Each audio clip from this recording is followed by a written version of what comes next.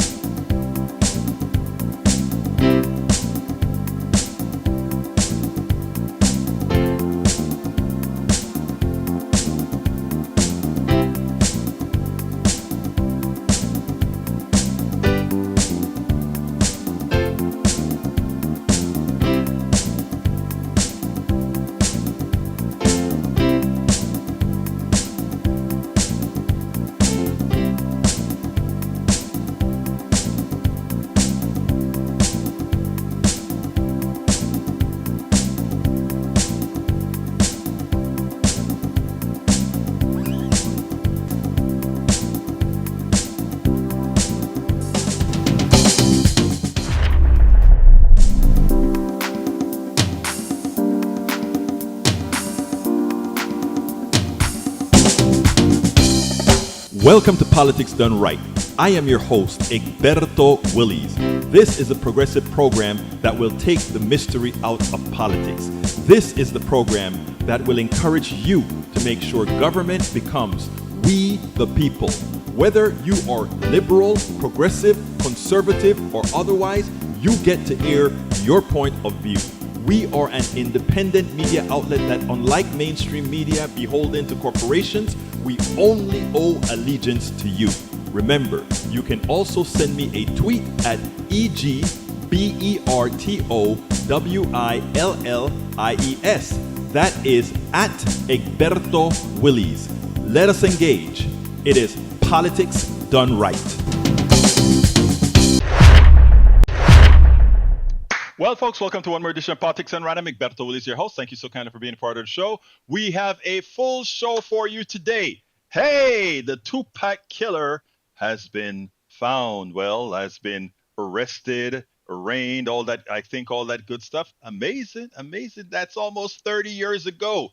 I was a kid then. Wow. But hey, it happened. Anyhow, we have great program today. Full program today.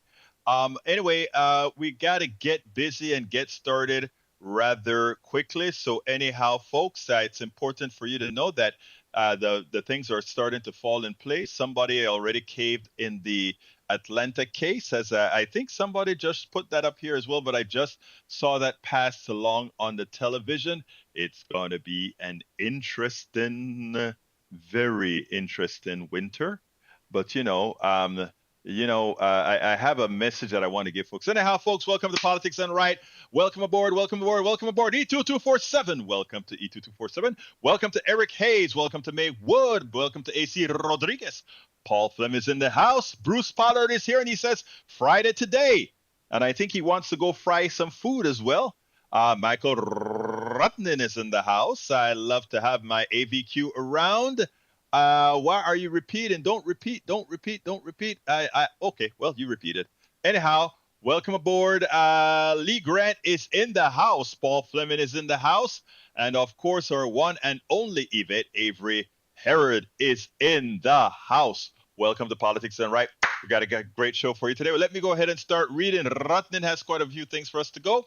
I'm a bit mad right now, Egberto. Mind playing the Guardian news clip. Dianne Feinstein passed away after being out of it for years, unable to fulfill the necessary duties of her job. She should have retired back in 2019 after this debacle, taken down to children who were seeking remedy to survive the future with passing the Green New Deal. Feinstein failed to pass any meaningful climate change legislation during her long time in office, despite retaining a liberal mantle and being praised for environmental protections after saving some redwoods and passing a vehicle fuel economy bill.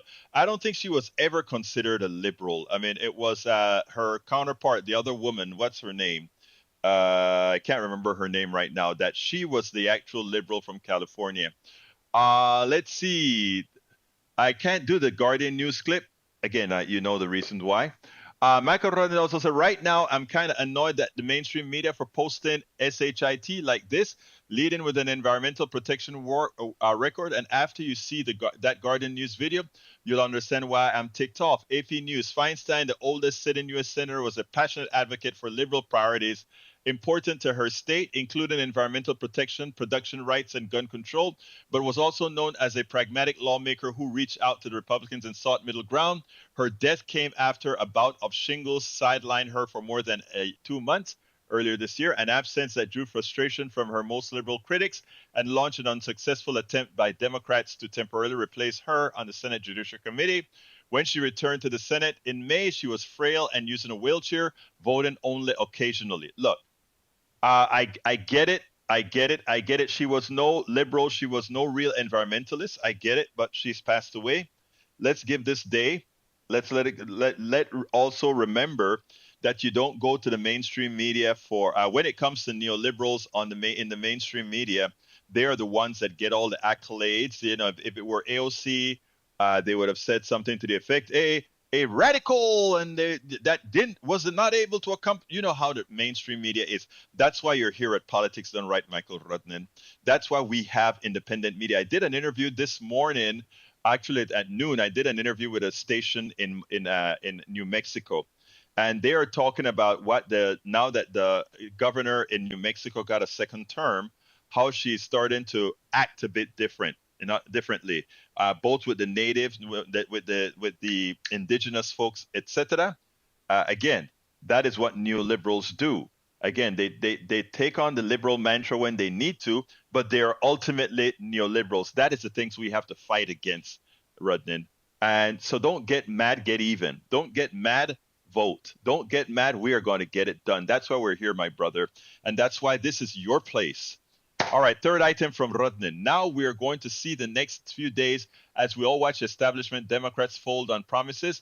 If Gavin Newsom wants to show he's a progressive ally, he'd appoint Katie Porter to the vacant seat, but we all know he won't know because he's look, he's holding the seat for a woman of color.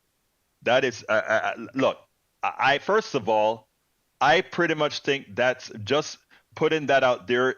Look, I'm a black dude, I'm a Latino dude, but I'm going to tell you, having a governor just come out and say that this Senate seat is going to be held for a woman of color.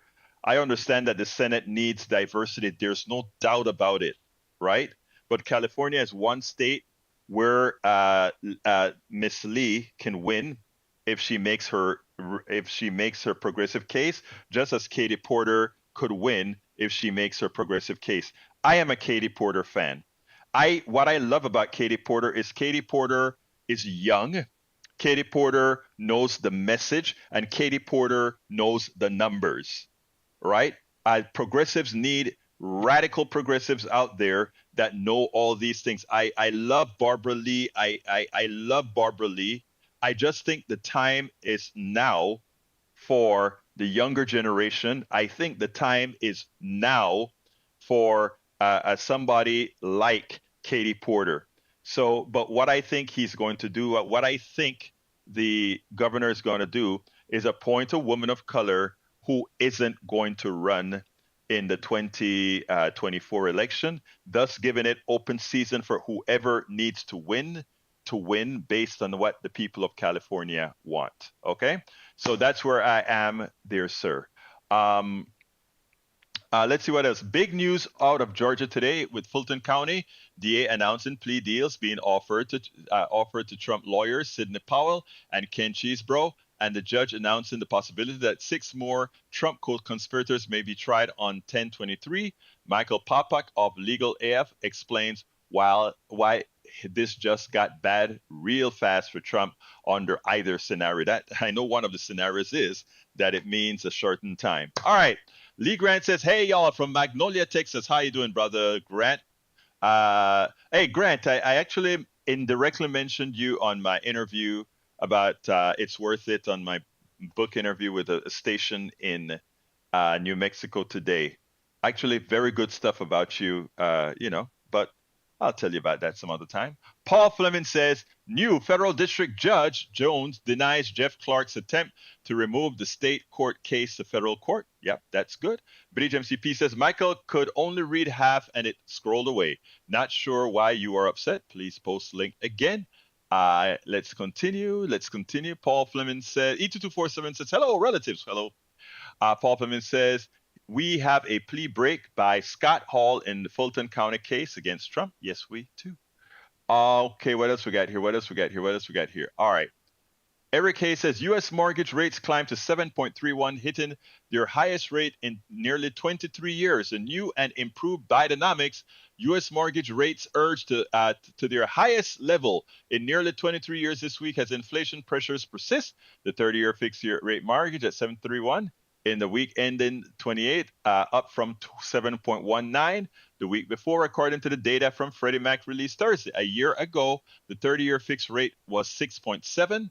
The 30-year fixed rate mortgage has hit the highest since 2000, said Camp Freddie Mac chief economist in a statement. However, unlike the turn of the millennium, house prices today are rising alongside mortgage rates, primarily due to low inventory. These headwinds are causing both buyers and sellers to hold out for better circumstances, and that's what they need to do. Hold out for better circumstances. They hold out, the banks are going to drop those rates. And number two, they hold out, the price of homes will fall. Now, I want to say something about the thinking process. Please tell me, what does Biden has to do with interest rates? I listened to a piece by Richard Wolff earlier today, and Richard Wolff recounted much of the things that I said on this show day after day after day. Inflation is not controlled by the president. Inflation is controlled by the 1 to 3% of the people who control our economy, who have the ability to raise prices irrespective of whether their prices went up or not.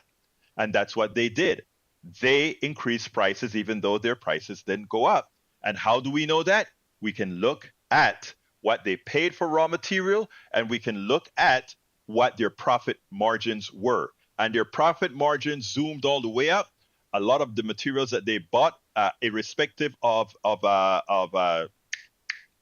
inventory issues. Inventory did have some issues for a while, but all these things occurred because the plutocracy chose to make a profit on your back. That's why all the strikes that are going on right now are essential, because they want to raise prices, we raise the price of our labor. Let's see who wins. And if they continue, we just stop working. Let's see who wins. Because remember, rich people in the aggregate are parasites. They do nothing with their hands. They do nothing with their minds other than finding a way to get you to work for them and you to make money for them. Do remember that. That is imperative that you understand that. That way you understand your worth. Egberto, the repeats are for Bridge, who asked me to do it. Got you, brother. Got you. All right, continuing. Eric Hayes says, do not believe either the media or government when they tell you everything is okay with inflation. Everything is okay with inflation. They have the choice of not raising prices. Inflation isn't a magical thing. Inflation occurs when the people who price things choose to raise their prices. Nothing magical about it. But unfortunately, we don't teach Americans the way they should. But, hopefully those who listen to Politics Done Right would get right there. Michael Rodnan, Barbara Lee, Katie Porter, I like them both. I like Barbara Lee and Katie Porter. I am biased towards Katie Porter. As you know, I put a whole lot of her material in my blogs because she's always on point and she knows how to embarrass the CEOs where they need to be embarrassed. John Cotter is hello from Amsterdam. My brother is in Amsterdam. We all need to call our House reps and tell them to get the government funded. Whoop, whoop. I agree with you 100%, John Cotter. How you doing? Flying those big birds all around the world. Let's see what else we got here. Maywood says, watch the news this weekend. Big march for housing tomorrow. We're in California, I imagine. Daniel Ledo says, no surprise, douchebag are going to be douchebags, and Millie had been a douchebag for decades. Oh, yeah, sure. I mean, it's amazing those people who... Stop looking in the mirror. Stop looking in the mirror. Stop looking in the mirror. All right. Let's see. E2247 says, you all know I've been here daily for years. PDR Posse is intelligent enough to wrap its minds around it this sober, least bad point. I'll make comments in the chat, get posted with emojis. Thank you, brother. All right, let's see. 2247 also says, when we see comments in the chat, post with emojis, rolling on the floor laughing. It is what the comments by an ignorant person. All right, let's go ahead and continue. Scrolling down, Lee Grant says, the quest for a woman of color got us Kamala. And what's wrong with Kamala? Look, Kamala, there's nothing wrong with Kamala. Kamala would make a great president without a problem. Not a problem. Now, would she be the president that I want based on her, what she likes economically? Not necessarily so. But there's no difference. I mean, Kamala won't make a lesser president than any Republican that has run thus far. There's nothing wrong with Kamala, Mr. Grant. Kamala is an intelligent woman, a very smart woman. The problem too often is black women of stature have a tendency they always have a tendency to give them a hard time. If you doubt it, just take a look at history. Just take a look at history. Look at what you just said, Lee Grant. A woman of color, Kamala, as if that's a bad thing. Come on, Lee Grant, you're better than that. John Cotter says, Katie Porter uses facts to promote progressive ideas. And that's what I love about her. That's what I love about her. Okay.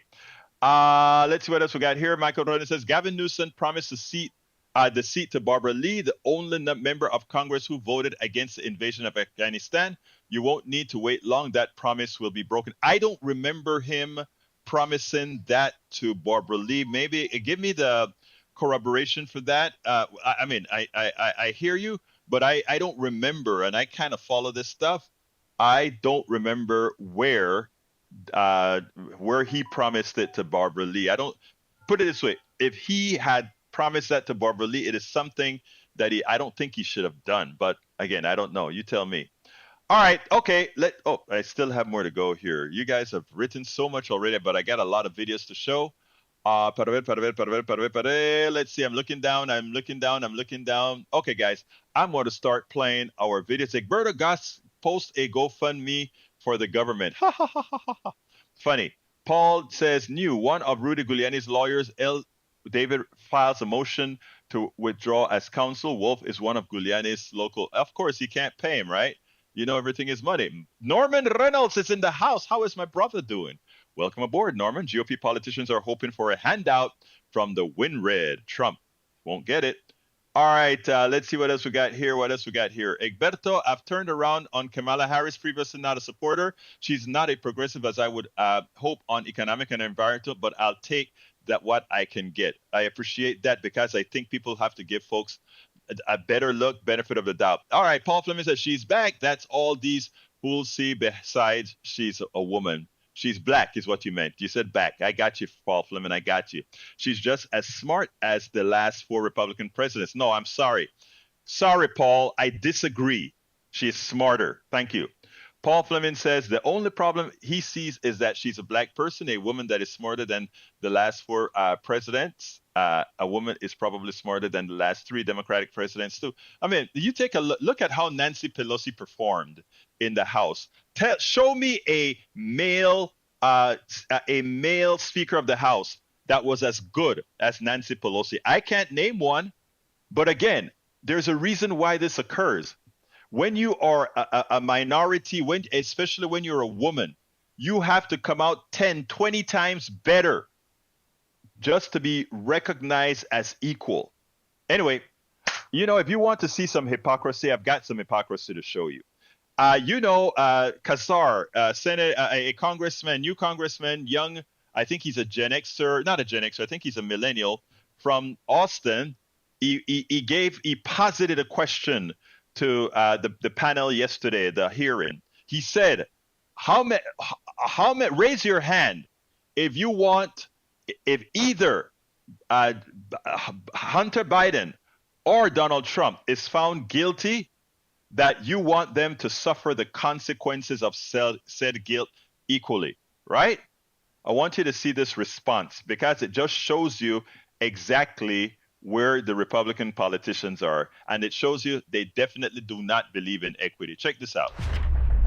Please raise your hand if you believe both Hunter and Trump should be held accountable for any of the indictments against them. If convicted, I want to see whether you'd raise your hand. Should Hunter and Trump both be held accountable if they are found guilty on any of their indictments? Raise your hand if you think that equal justice under the law applies and Trump should be held accountable. I think it is worse than embarrassing that Republicans won't raise their hands. Absolutely so. It's embarrassing that when you're asked a specific question of that sort, which is asked all of the times, that is the case. Okay, you should remember that alone proves this is a sham. But anyway, I got a longer one for you, and check this one out. Actually, I don't need to prep it because it's already prepped. Check this out, and then we'll take it on the other side. The ineptitude of the Republican politicians in Congress could not be on better display than we saw during the Hunter Biden hearings, the impeachment hearings for the president of the United States, which is nothing but a sham.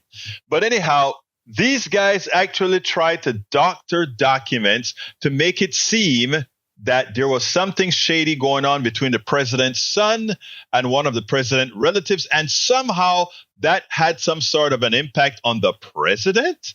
I mean, talking about different layers of indirection to try to put one of the nation's most important ways to give justice to a politician. It is just amazing that these guys are so inept. But if you're lying, you have to try. But if you're going to be lying, you at least have to try to make things done in a manner that have some plausibility or some way to succeed. That Byron Donalds, whatever his name is, the representative, could bring a document and the Democrats, within the span of that hearing, go do their research and find out that what he had was plagiarism, what he had was doctored. It just shows you which side of the aisle has the intellect, which side of the aisle does the work, which side of the aisle is into doing things the moral way, the ethical way. Check this out, and then we'll take it on the other side. No new facts were introduced that weren't already entered into the record. That did not stop the theatrics in the Republicans, and it did not stop members of the committee from pretending they had evidence like that. Most notably, Florida Congressman Byron Donalds. Next slide, please. For my colleagues on the other side, we're going to start talking evidence now. Oh, this is a fun one. Ladies and gentlemen, this one is from 2018. This is about 4 months before Joe Biden launched his campaign for president of the United States, December 2018. The highlight is, this is a text message between Jim Biden and Hunter Biden. Hunter Biden was in a bad way, by the way. He was really strung out. He lost a bunch of money. He needed help. Jim Biden says, "This can work. You need a safe harbor. I can work with your father alone." It'll probably take several months and everybody can read the text. Now, again, none of that's actual evidence of an impeachable offense by President Joe Biden. But the real issue with that presentation is that the congressman from Florida apparently brought in fabricated Photoshop slides of text messages as his supposed evidence, which eliminated the actual context and was incredibly deceptive. And he was subsequently called out on it in the hearing by his colleague, New York Democratic Congresswoman Alexandria Ocasio-Cortez. Earlier today, one of our colleagues, a gentleman from Florida, presented up on this screen something that appeared to be a screenshot of a text message containing or insinuating an explosive allegation. That screenshot of what appeared to be a text message was a fabricated image. It was a fabricated image. I don't know where it came from. I don't know if it was the staff of the committee, but it was not the actual direct screenshot from that phone. And in fact, I would like to submit to the committee the actual full context from the Ziegler affidavit number 1, exhibit 402, of the full text of that exchange. Do I have permission from the chair? Importantly, what was brought out from that fabricated image excluded critical context that changed the underlying meaning and allegation that was presented up on that screen by this committee and by members of this committee.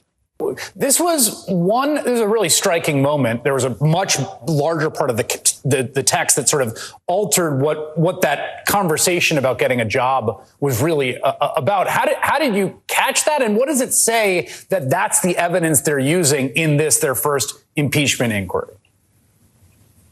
Well, I think this just speaks to the tremendous amount of teamwork that we've been able to accomplish on the House Oversight Committee. Of course, it's an honor to be the vice-ranking member under Congressman Jamie Raskin, who we just heard from. And I think the leadership and the collaboration in that committee, and also the depth and dedication of work, people have been poring over these documents, at least those documents that House Republicans are even divulging before and sharing with the public before the hearing. But I think immediately when this screenshot was raised, first, this was not something that had been seen before, but vaguely had seemed familiar. I think we had our committee staff really tearing through every possible document to try to piece together how this possibly even came to be. And I think we were finally able to match up in real time what the actual context was, as opposed to what Congressman Byron Donalds chose to put on that screen. And it really cannot be understated how deceptive that was to take critical messages out of context, to tear apart the context that they're in, and then to Photoshop a text message bubble to make it look like it's reconstructed back on a phone. And this is supposed to be the Republican case for impeachment? I mean, at this point, we should be investigating the investigation for the ethical conduct that is happening on the Republican side of the aisle. And I think, frankly, the Republican Party knew that this was cooked and done from the beginning. Their star witnesses that they called in today said in their opening statements that there is not evidence to support articles of impeachment against the President of the United States.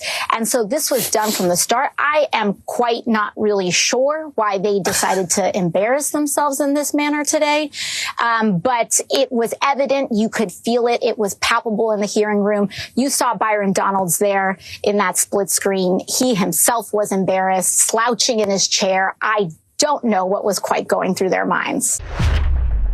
But this is all that these Republican politicians have.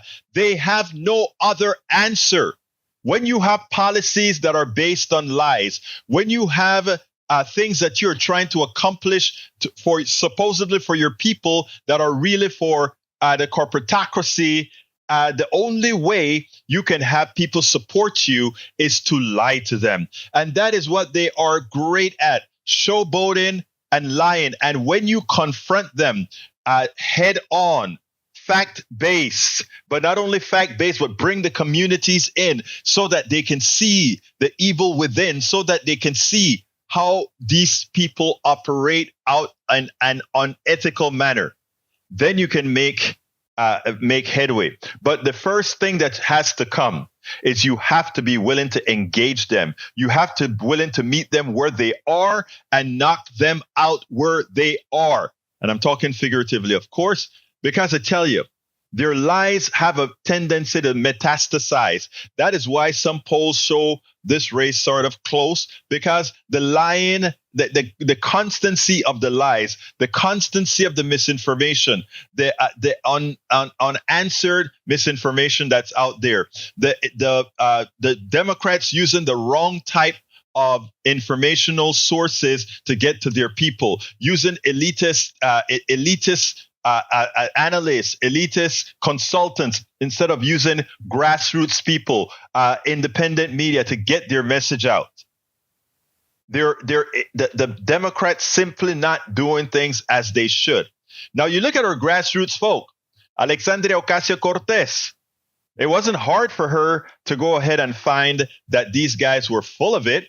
And throughout that entire hearing, the Republican politicians looked like fools. And the reason why is they brought a case that was, first of all, a lie, but secondly, an unresearched, unrehearsed, unprepared lie. So they didn't even try to build the backstop behind this. They just thought that they would come out there, lie to the American people. The Democrats would just huff and huff because they didn't get enough information, but they forgot.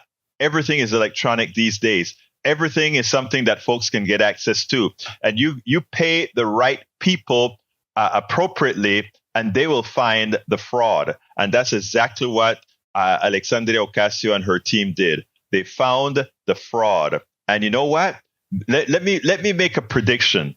This Hunter Biden stuff will stay active in the right-wing space where people don't see any other news. But as far as for the rest of the country, it's done. When you have your own witnesses come out and tell you there's not enough evidence here to talk about impeachment, it is done. We have a closure coming, and they're shutting down the government now. It is done. So for all of those folks that are hoping to find something on Hunter, that what Hunter has some interaction between Hunter and his daddy, where the daddy was financially got financial gain out of what Hunter did, forget it. It's done. So to my dear brother progressives and sisters progressives, it's over. They're going to ramble about it for a minute, and they're going to go on TV and talk about Hunter Biden, Hunter Biden. It's over. They've made the fool of themselves, and every time they go there now, that is the lens that folks are going to see this hearing through. It's over. It is definitely over. It's done. When I say it's done, I mean it, because we have the baseline. The clowns don't understand that. They gave the baseline. And the baseline, all we are going to run going forward, every time somebody comes up with a Hunter Biden thing, just play their own person saying there's nothing here that's impeachable. Every time they play the Republicans' own witnesses that says there's nothing here that it's impeachable. I have never seen such a level of incompetence. But like I said, when you are working from lies, incompetency goes with the system. It goes with the system. So what can I say? Sad. Anyway, E2247 says, Egberto, my coda friend, you for the daily efforts, and thank you for their daily efforts and your daily work to pull us relatives together, move into greater complexity and consciousness right now. That's what we do. Big hug to everybody. Melody Keelan is in the house. Welcome, Melanie Keelan. I don't think I saluted you before. I think I got E2247, and I don't see anybody else that I failed to salute yet, but great having you here. Love you all, love you all, love you all, love you all. Okay, let's go to the next video. This one here is Mike Lawler. You know, the shutdown is on the horizon, folks. The shutdown is on the horizon. Who's to be blamed? Who's to be blamed? Well, let's listen to see what Republican leaders think. Who do they think should be blamed again? Maybe we should listen to what they have to say. Once again, Republican politicians prove that they do not know how to govern.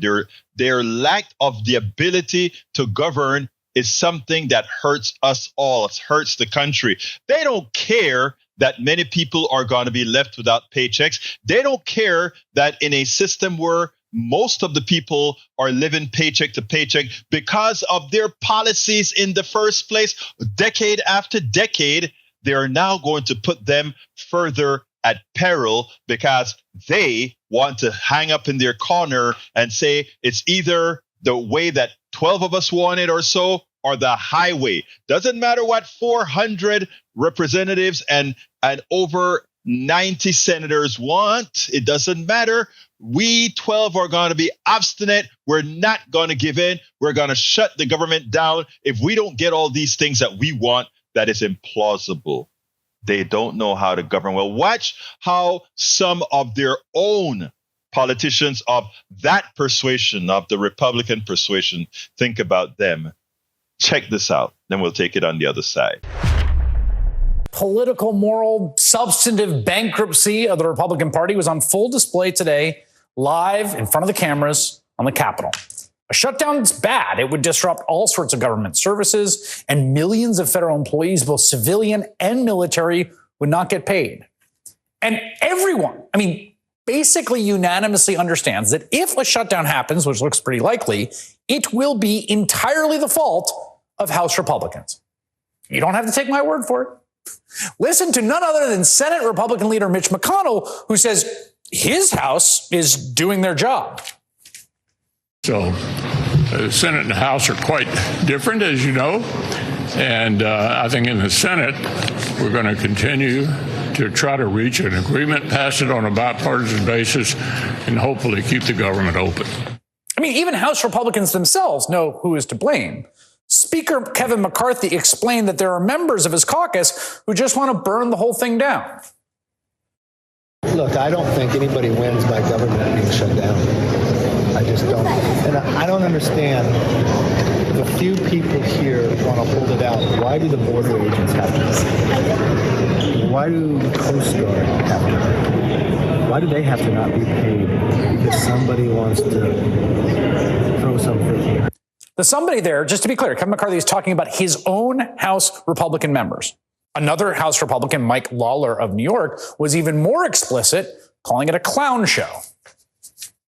This is not conservative republicanism.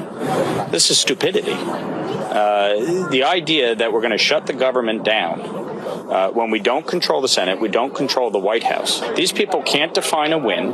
They don't know how to take yes for an answer.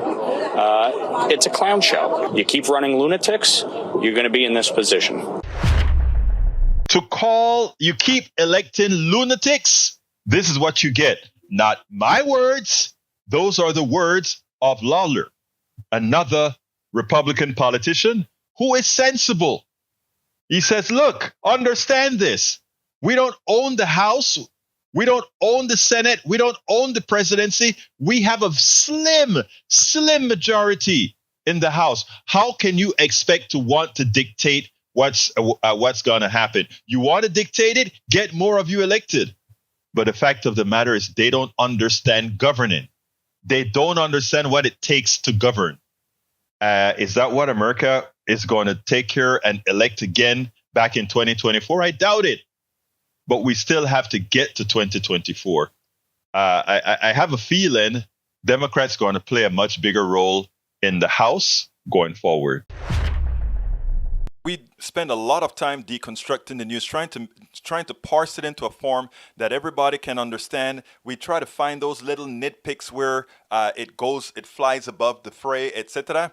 If you really like these videos that we do, I want to ask a big favor. Please go ahead. Number one, subscribe to our channel, and number two, please join if you can. Thank you so kindly for watching. Keep watching. Please remember to share. We must populate the entire internet with our progressive message, a message that we know is what most Americans say that they want. So help us, please join.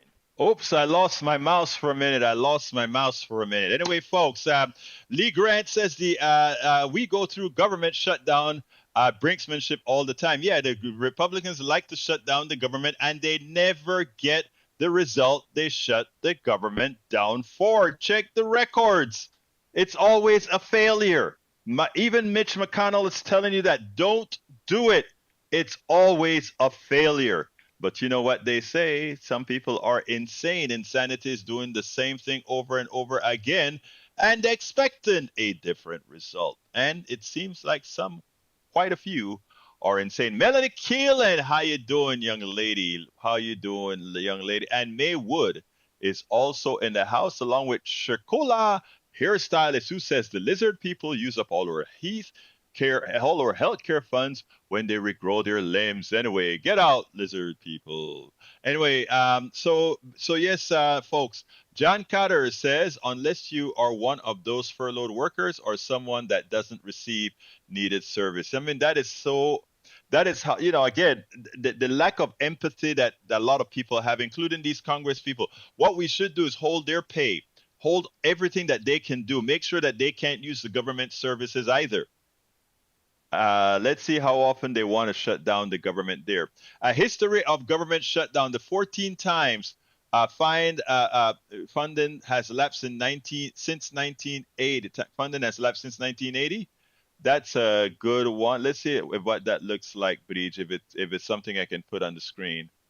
Oh, it's an article, folks. So go read the article that Bridge just put out there for us. Good article. All right, let's see what else we got here. Let's see. Norman Reynolds says there is no the minority as the GOP. It is the whole GOP that is at fault for shutdown and child poverty. Absolutely so. No doubt. The entire party is complicit in doing this. Bree says it's not just the Republican, it's also Dems under Reagan. That is true, and that is what you remember. You had those Dems called the what was it called? The Reagan Democrats. I mean, I got the two words, the Reagan Democrats. They were a whole bunch of baby boomers, who pretty much were the selfish folk who just wanted tax cuts. It was appealing to them, not realizing that in the long run, it actually hurt them as well, because as the budget deficit goes up, what the positive that government could do for them in the future was lost. In other words, they sold their soul to rich people. Hey, got a lot of people watching, and we only have 7 thumbs up. Folks, if you're on, please give me the thumbs up. If you are on, please give me the thumbs up and consider clicking that join button. We need all the support we can get to keep the message going. We have some more videos that we got to show you. Yesterday when I left, I said I was going to have a very long night because I had a whole lot of stuff to process. And that's what I did. I still have some more to process for you. This one here is Joyanne Reid. I love what Joyanne Reid did here. It is very important what she did here because it is also very, very true. Check this out. We'll take it on the other side. I want you to check this piece out by Joyanne Reid. She appropriately nailed the mainstream media. Sometimes you have to wonder what these guys are thinking about when they're covering stories, when they're doing this versus that type of stories. I love what Joyanne Reid did. Check it out now, and then we'll take it on the other side. If you pick up any newspaper or peruse any news website, you'll see a lot of talk about President Biden's age.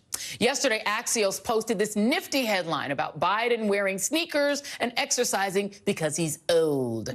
The article doesn't say much beyond that, and they don't actually talk about the former president's age, despite Trump being just 3 years younger than Trump. For an industry that loves to both sides us and will easily both sides us into autocracy, it really doesn't seem to both sides this particular one. If they did, there would be robust conversation about Trump's age, or more importantly, his mental acuity. Recently, he told supporters that it was Jeb Bush, you know, Jeb, the former Florida governor, who led us into the Iraq War. When I came here, everyone thought Bush was going to win. They thought Bush because Bush supposedly was a military person. Great. You know what? He was a military. He got us into the Middle East. How did that work out, right? But they all thought that Bush might win. Jeb. Yeah, Jeb's the other one. I'm still waiting for a long dissertation from a myriad of fair and balanced news organizations about that gap, or any of the other times that Trump was confused or incoherent. Belgium is a beautiful city. Thank you, everybody. Mr. President, you need to sign it. I said, we've just launched 59 missiles heading to Iraq. Well, you headed to Syria? Yes, heading toward Syria. And I want you to know that. Our army manned the airport. It ran the ramparts. It took over the airports. It did everything it had to do. And at Fort McHenry, under the rocket's red glare, it had nothing but victory. And then I see the disinfectant, where it knocks it out in a minute, 1 minute. And is there a way we can do something like that by injection inside? You know, you have voter ID to buy a loaf of bread. You have ID to buy a loaf of bread. And we did with Obama. We won an election that everyone said couldn't be won. We would be in World War II very quickly if we're going to be relying on this man. The fact remains that President Biden and Donald Trump are both older. But isn't the more important question who has actually delivered for the American public and who's willing to preserve our democracy? Because only Trump has led an insurrection, been indicted on 91 felony counts, and been found civilly liable for sexual assault, also guilty of property valuation fraud in a civil case literally yesterday. And only Trump has called for the execution of military officials, slung an anti-Semitic attack on American Jews on an important Jewish holiday, vowed to silence the media, promised to imprison his political opponents, threatened war against Mexico, and ended abortion access in nearly half of the U.S. But please, media, tell me more about Biden's sneakers. You take a look at somebody like Donald Trump. Donald Trump is obese. Donald Trump has showed wear and tear coming downstairs. Donald Trump has showed with his character, with the way he thinks, that, in fact, he is older than his 77, whereas we can all say that Brother Biden is young for his 80 years, given the biking and cycling that he can do. So, yes, these two guys are fairly old. Not only are they fairly old, when you're dealing with older folks, anything can happen. Would you like to have a vice president if someone had to take over the person that Trump would choose, or somebody else that Biden would choose? I mean, the fact of the matter is simple. There's a good likelihood, because these guys get good medical care, that they will do just fine. But that said, if we're comparing Donald Trump to Joe Biden, there's absolutely no comparison with regards to mental acuity, with regards to physical stamina, and regards to health, given a fit person who can ride a bike as opposed to an obese person who likely hadn't ever gone on a bike. We spend a lot of time deconstructing the news, trying to parse it into a form. Exactly. A guy who likely had not ridden a bike, a guy who had likely oh my God, I won't read that. But anyhow, I got one more video for you, and then we're done. Like I said, we had so much to give, and there's so much more that I'm going to have to trim up. But I tell you what, spend a lot of time doing this. I think you're going to love this one. This is Michael Steele. You know, Michael Steele, when he's critiquing, he's very entertaining. I want you guys to check this out. Then we'll take it en el otro lado, on the other side. Rachel Maddow played a clip from the Wednesday debate of Senator Tim Scott that came out and said, oh, America is not a racist country. The black Senator Tim Scott, this is. America is not a racist country, and, it's all is great, ta-da-ta. And then she brought on RNC chair Michael Steele, who was the first black RNC chair. Actually, he was placed there to sort of to counteract Obama at the time. He didn't last very long. I think after 2 years, he was gone, something like that. But anyway, she wanted to hear Michael Steele's stance on what Tim Scott said, but more profoundly, she wanted to figure out what his thoughts were of the Republican debate. I could have told you what he would say, because the Republican debate, one would think these people lived in an alternate reality, and then there's Trump. And of course, Trump himself lived in yet another alternate reality, and it was just a mess. But I think Michael Steele perfectly illustrated the problem with the Republican Party. Check this out, then we'll take it on the other side. America has suffered because of slavery, but we've overcome that. We are the greatest nation on earth because we faced our demons in the mirror and made a decision. Our nation continues to go in the right direction. It's why I can say I have been discriminated against, but America is not a racist country. Never, ever doubt who we are. We are the greatest country on God's green earth. Former RNC Chairman Michael Steele. Tell me why that moment spoke to you from the debate tonight.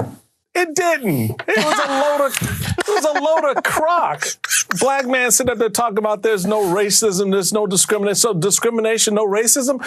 This debate was just a farce. I've been sitting here listening to you folks, and I have to give you all plaudits for actually trying to do analysis of what was the most amazing crap show we have seen of a debate. And I've done a lot of debates in my 45 years of politics. This thing was an embarrassment. It was a national embarrassment. It was a political embarrassment for the Republican Party. And Donald Trump didn't have to show up. There's no reason for Donald Trump to even come near these folks because they can't touch him. He'll be at 60% in 2 weeks, sure. Mm-hmm. There's no doubt about it. And the reality, when you have a candidate who can't talk about slavery, when you have two candidates arguing over curtains, when you've got another candidate sitting there saying, yeah, Putin's a bad guy, but I still love him, where do you go? You're standing in political hallowed ground at the Reagan Library. And this struck me more than anything else. You have these guys standing here in this library. Reagan took Russia to task. Reagan bankrupted Russia, put it on its knees, broke it. And not one of them could even talk about that. Not one of them could connect that dot to this current moment of what's happening with Ukraine. And that says a lot about this troop of candidates and the state of this party. And the other takeaway for me, Rachel, Democrats, I don't know why the hell you are tied with these people. How does that happen? What are you doing? Why can't you communicate coherently to the American people? You got this, and then you've got what we've done over the last 2 years. I don't get it. So the whole campaign is setting itself up to be a Donald Trump bloodbath on the Constitution, on democracy, because he's going to continue to appeal to the lowest common denominator because seemingly no one knows how to counter that narrative. Michael Steele could not have been more right. For all practical purposes, the Republican primary is over. And it's over with Trump winning in a landslide. And Trump intends to have, as Michael said, a bloodbath. It's going to be who could get to the bottom of the pail quicker to determine who's going to win the election of 2024 if we allow him to do it. What needs to be done, of course, is quite a bit different.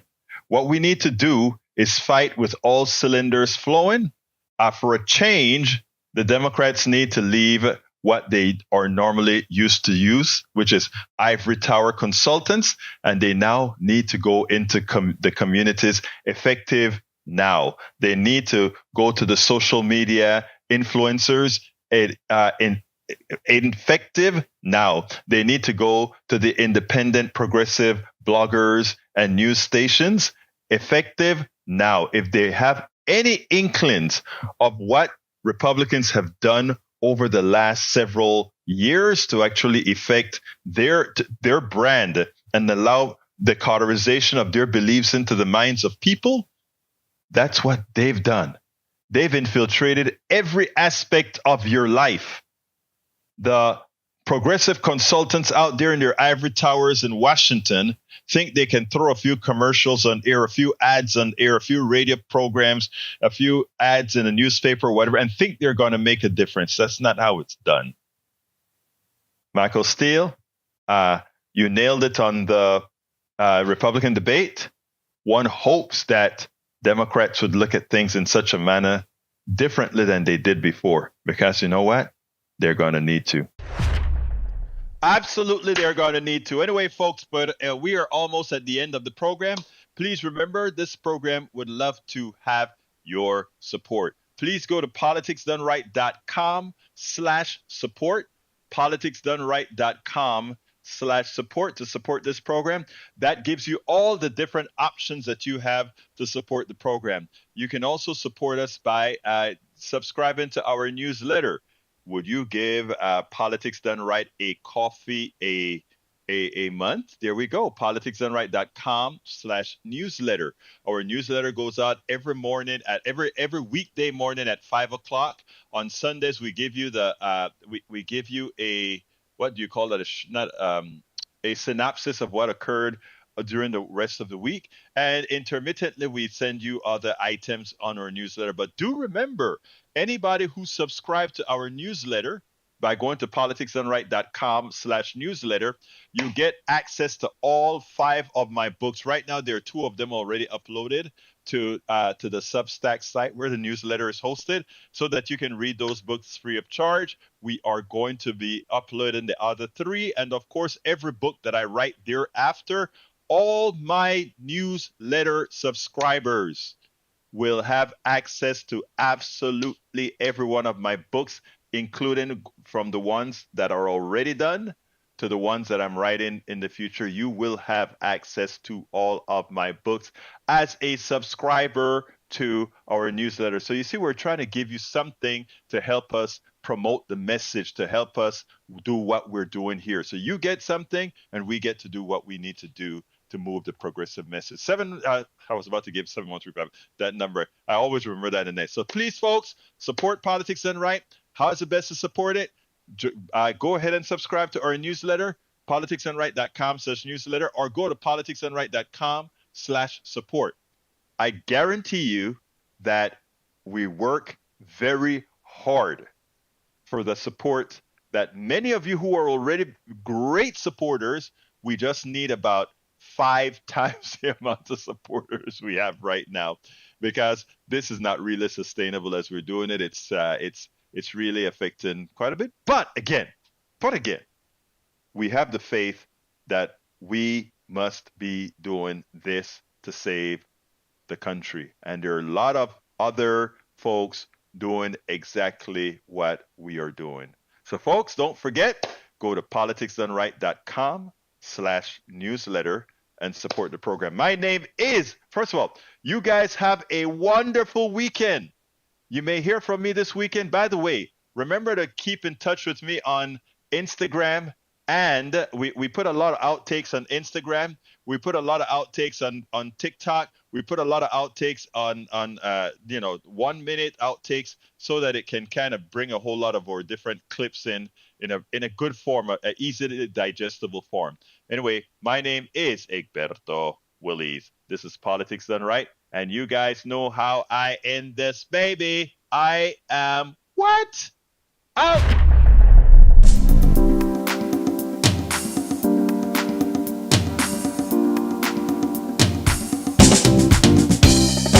Welcome to Politics Done Right. I am your host, Egberto Willies. This is a progressive program that will take the mystery out of politics. This is the program that will encourage you to make sure government becomes we the people. Whether you are liberal, progressive, conservative, or otherwise, you get to air your point of view. We are an independent media outlet that, unlike mainstream media beholden to corporations, we only owe allegiance to you. Remember, you can also send me a tweet at EGBERTOWILLIES. That is at Egberto Willies. Let us engage. It is politics done right.